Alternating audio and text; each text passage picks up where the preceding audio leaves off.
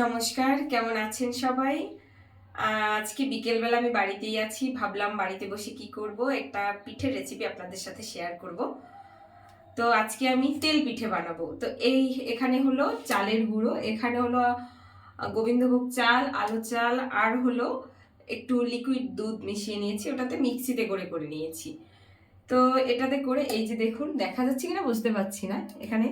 আর এটা হলো সুজিটা 1 ঘন্টা আগে ভিজিয়ে রেখেছি দুধ দিয়ে, এই যে দেখুন হালকা করে। তো এখন আমি কি এটা রেডি করব, কি ইনগ্রেডিয়েন্টস দিয়ে, তো এটা আপনাদের সাথে শেয়ার করব। তো এখানে আমি এই যে মিক্সিতে করে নিয়েছি, এটা ঢেলে দিলাম চালটা, দুধ। আর এরপরে আমি এই যে সুজিটা এটা দিয়ে দেব। সুজিটার পরে এখন আমি অল্প পরিমাণে মৌরি দিয়ে দেব।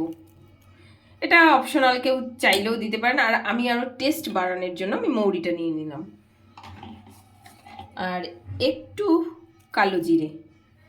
এবার সব শেষে আমি চিনিটা দিয়ে দেব, যেহেতু আমি চিনি কম খাই। এই যে দেখুন, আর অল্প পরিমাণে একটু নুন দিয়ে নিতে হবে। এই যে একটু নুন দিয়ে দিলাম। এবার ভালোভাবে এটাকে মিশিয়ে নিতে হবে।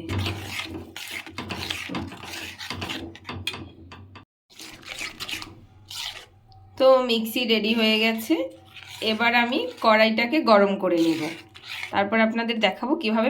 তো এবার কড়াইটা গরম হয়ে গেছে, এখন আমি তেল ঢেলে দেব।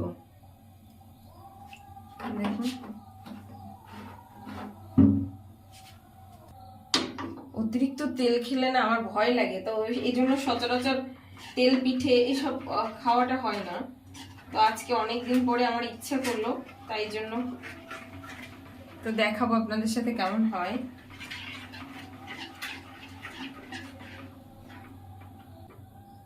এই যে দেখুন, দিয়ে দিচ্ছি। ভগবান, জানি না কেমন হয়। ওয়াও, কি সুন্দর ফুলে উঠেছে। সবাই যদি পিঠে খায় তাহলে পিঠে বানাতে ইচ্ছা করে, আর তাই জন্য মানে একটু সুন্দর হচ্ছে।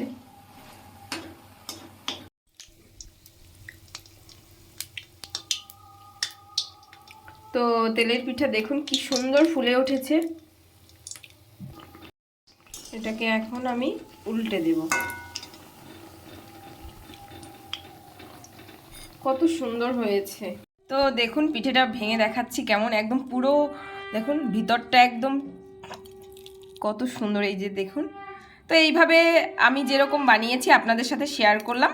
তো আপনারাও চাইলে এইভাবে বানিয়ে নিতে পারেন। এই যে দেখুন, সব কটার ভিতরে এত সুন্দর সফট হয়েছে না, এই যে।